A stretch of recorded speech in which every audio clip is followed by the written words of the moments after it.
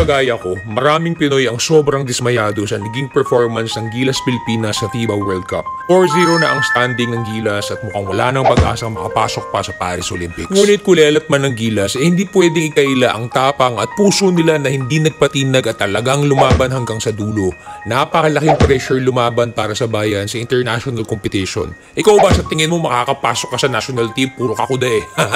Pero ano nga ba ang tunay na dahilan kung bakit hindi manalo-nalo ang Gilas sa FIBA World Cup? Dahil nga ba ito sa pagiging kamote ni Coach Choke Reyes? O may iba pang mas malalim na dahilan? Ayon sa mga eksperto, posible daw na isa sa mga dahilan ay ang kakaibang level ng competition sa FIBA na hindi kinasanayan ng mga Pinoy players natin. Hindi daw porket mahusay na player sa PBA, automatic mahusay din sa international stage. Ibang-iba daw ang level, standards, rules at diskarte sa FIBA World Cup o ibang international competition. Hindi uubra ang nakasanayan at nakagawi ang mga strategy at gameplay. Alam nyo, sa totoo lang, wala talaga akong alam sa basketball.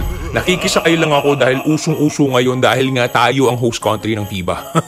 So kung gusto nyo talagang malaman kung saan ang kulang ang Gilas team, tanungin nyo na lang ang expert sa lahat ng bagay sa universe, ang self-proclaimed boses sa tagapagtanggol ng naaaping Pilipino. Yan ay walang iba kundi si self-proclaimed Messiah, Mr. Rendon Labador.